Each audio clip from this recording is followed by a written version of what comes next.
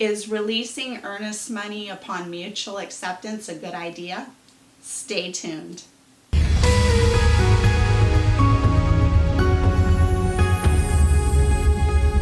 Hi there, thanks for watching this week's video. It's Shirley with Shirley's Real Estate Group, John Scott, and this is the BS Real Estate Show, buying and selling real estate.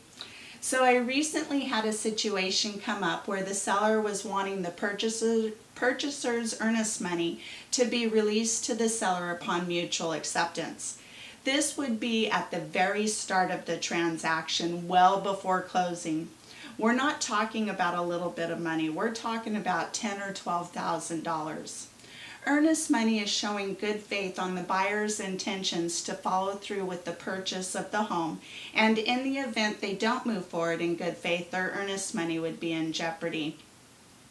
I understand wanting to make your offer stand out in the pile, but there are some things to take into consideration when faced with this position. What happens in the event of seller default? Not buyer default, but seller default. The answer to this question is your buyer's in a poopy situation at best. Seller default is exceedingly rare, but it does happen. What if they were moving for a job that no longer comes about and now they don't want to sell? This would probably be an easier one. Or maybe they're getting a divorce and they decide that they're getting back together, also probably an easier one. What if the seller is unable to close for any reason, like a cloud on title, and they've already spent the money released to them?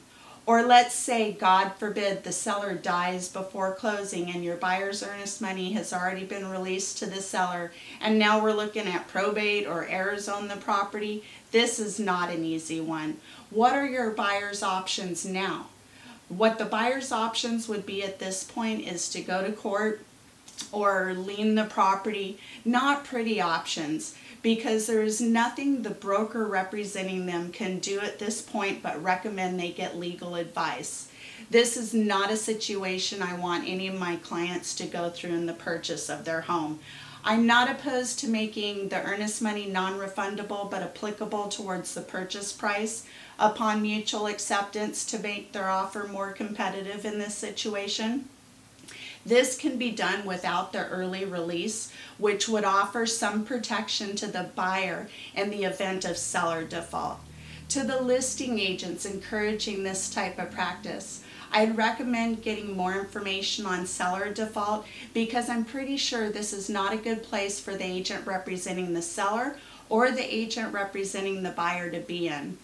Furthermore, we owe it to our clients to explain this to them so they don't unknowingly put themselves in a bad position because we told them to do it.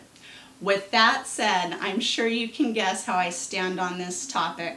I'm all about putting the winning offer together, but I always keep my clients' interest in front of all others. Well, that's what I have for you this week. If there's a topic you'd like to hear about, or an idea for a future video, like a question or challenge you're having, please let me know. If you like the content, don't forget to smash the subscribe button so you get future videos. Well, that's a wrap. See you in the next video.